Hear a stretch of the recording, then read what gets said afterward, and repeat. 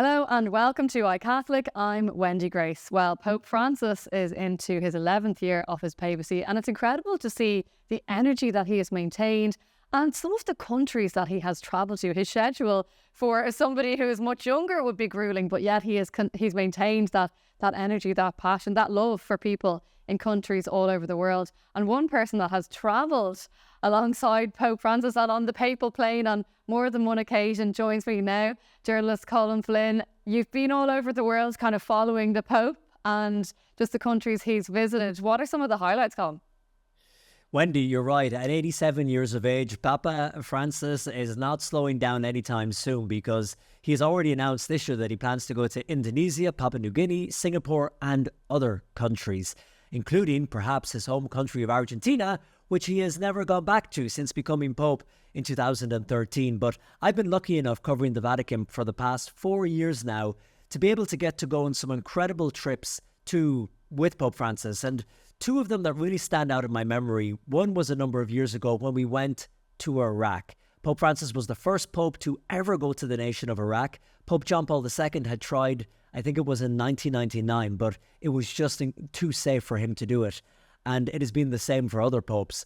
But Pope Francis going to the Middle East to meet the Muslim community, to talk about Fratelli Tutti, that we are brothers and sisters. It was just an incredible thing to be with him and to see the effect that a papal visit can have on a country even like Iraq, where they have had so much bloodshed and hardship and deep division and sorrow over the years. To see a country kind of galvanizing behind the papal visit was really incredible. And then last year, Pope Francis went to Mongolia.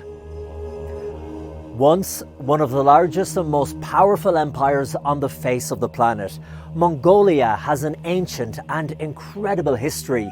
Today there are just 3.4 million people living in this vast land, making it one of the most sparsely populated countries in the world. And for the past 30 years, the Catholic Church here has been growing slowly, but not without its problems.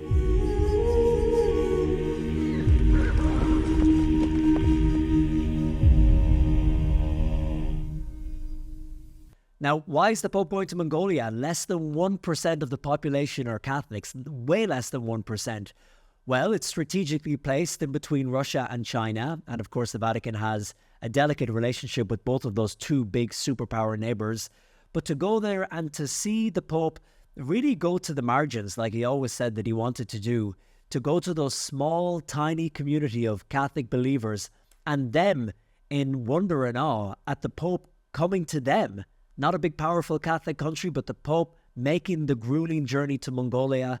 That was beautiful to see. And also, Wendy, to see the Chinese Catholics who had come from China, even though in some cases it wasn't safe for them to do so, to come and to stand to see the Pope. And then even when the cameras were pointed on them, to see them cover their faces and roll up their flags. It just shows you the reality that many Christians face, the persecution they face in the world still today. But they're just two of the trips I've been on with Pope Francis that stand out in my mind. Yeah, it's incredible to see how he has been such a unifying figure, and that most of the places that he goes, it garners that attention, whatever the fate of the nation is. I was struck, and you were there as well, at World Youth Day in Lisbon last summer, when part of World Youth Day, where there was millions of Catholics coming together from all over the world, and to see that moment when Pope Francis was arriving, and I could see every flag from every nation in the world being flown, and representation from young people from all of these countries, and seeing just the impact on these young people, some of them weeping, some of them joyful.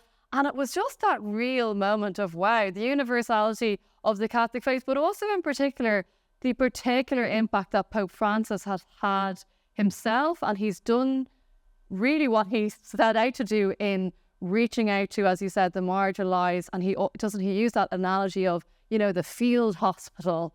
And that's probably been one of the most powerful things. It sounds like that's something that you've witnessed as you have travelled around with him in different countries in the world.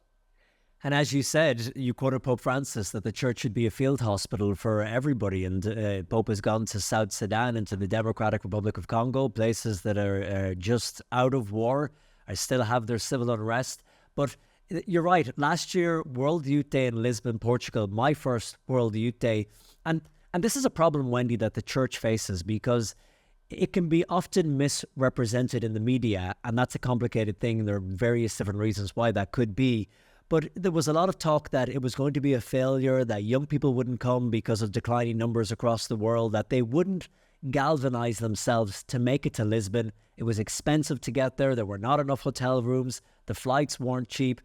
But here you had then, on the day of the final Mass in Lisbon, it was sunny, it was hot, 1.5 million young people. When you see the shots from the helicopter of the enormous crowd that gathered there in Teju Park, it was incredible. And I was there with EWTN. We were covering it in various languages. But sad to say, Wendy, when you looked around at the media coverage, there were not too many networks there from around the world. Now, if you had, forget about 1.5 million, but if you had 10,000 young people, 20,000, 50,000, 100,000 getting together for a cause, young people, it would be wall-to-wall coverage on major news networks. Here was 1.5 million people coming together for their faith, and it wasn't covered that widely. So it was incredible to be there and to see, as you say, the universality of the church, every type of person from all over the world. That was one of my highlights working with Pope Francis. It's just an interesting point you raised just about the lack of coverage of what was such a good news story, because I couldn't help but think, and especially as a parent, and I believe that, you know, the police in Lisbon said there was no arrest for antisocial behaviour. Now, any other event where there'd be 1.5 million young people from different cultures, different countries, you know, to look at that and to see what I saw so much of, which was unbridled joy a lot of the time, and then sharing, you know, that in itself is a news story, aside from the fact that the Pope was there and all that sort of stuff. So maybe that's something we need to try and talk about and celebrate more. Well, this is, you know, why we need groups like iCatholic and EWTN to cover the stories that the other networks are not shining light on for whatever reason. But that was a great point you made. On the last day of World Youth Day, we went to a press conference with the government officials and with the mayor and with the police. And remember, the population of Lisbon, the capital of Portugal, is normally 500,000, 500,000 people. So then an extra 1.5 million came. The population of the city quadrupled for a couple of days, and the police announced there was no crime reported. It was just such a pure good news story, and it was incredible. It was a great gift for me to be able to cover it. Well, Colm, as always, thank you so much for joining us on iCatholic, just sharing some of the incredible experiences that you've got to report on and witness to alongside Pope Francis. One of these days I'll make it onto the papal flame. Fingers crossed. Thanks as always for being with us today, Colm Flynn. Thanks, Wendy.